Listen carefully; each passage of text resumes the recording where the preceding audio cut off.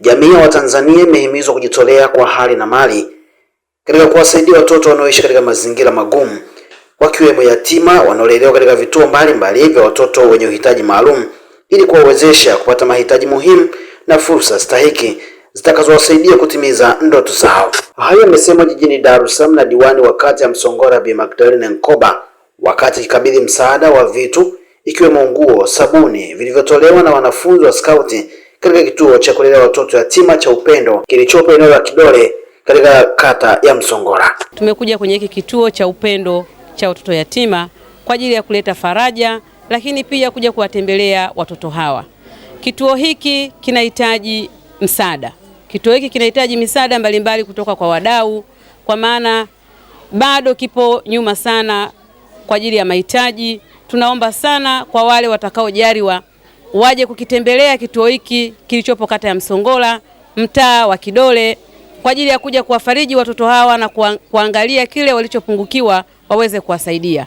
Lakini natoa wito kwa jamii na kwa Watanzania wote, kwa yoyote atakayeguswa na kituo hiki kwa watoto wetu, kwa sababu wana uhitaji, wajitokeze. Wana uhitaji wa vitu mbalimbali ikiwemo magodoro, na hapa ujenzi unaendelea kwa sababu nyumba kwa ajili ya malazi bado haijakamilika. Kwa hiyo tunaomba sana wajitokeze kwa ajili ya kuja kuwasaidia watoto hawa wa kituo cha Upendo kilichopo kata ya Msongola. Wakieleza umuhimu wa kuendelea kusaidia watoto hao, kiongozi wa skauti kata ya Msongola Bwana Muhammad Kamaliza na mkuu wa dawati la jinsia na watoto wilaya ya kipolisi Chanika, mrakibu msaidizi wa polisi Lydia Mrema, wamesema ni vyema Watanzania wakaona namna ya kuwasaidia watoto hao ili waweze kuondokana na changamoto mbalimbali. Tumekuja leo hii kutembelea kituo hiki cha watoto yatima kiitwacho Upendo Orphanage, ikiwa ni sehemu ya kutoa huduma kijamii.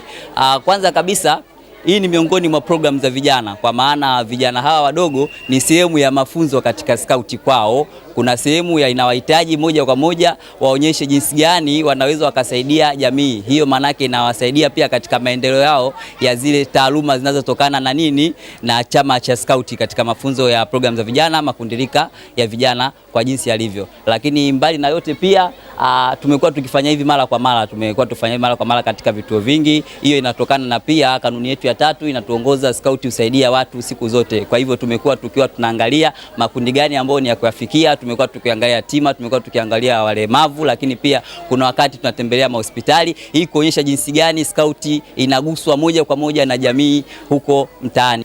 Sisi kama dawati la jinsia na watoto tunapinga masuala ya ukatili dhidi ya watoto na hata watu wazima.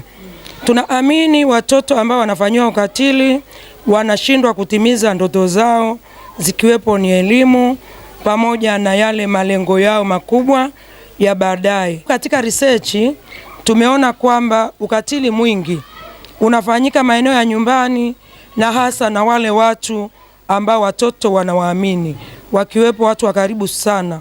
Kwa hiyo tumewakumbusha wasikubali kabisa kufanyiwa vitendo vya ukatili. Ninawashukuru sana wale pia walioandaa hii zawadi ambayo tumekuja kukabidhi hapa, na watoto wa Useline pamoja na Full Gospel, kwa kuona hayo maono ya kutoa zawadi na kuwatia moyo wa watoto.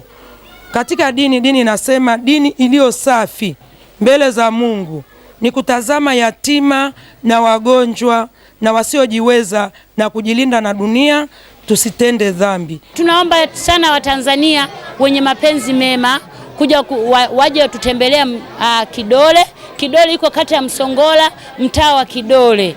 Kama mnavyoona tuna changamoto ya bweni, tumelipaua lakini hatujafikia kwenye finishing. Tunaomba simenti, madirisha, na pia kuna holo ambayo halijaishia. Tunaomba mabati, tunaomba misumari, na pia tunaomba mbao ya kuwezekea holo ambayo mnaliona mbele yetu.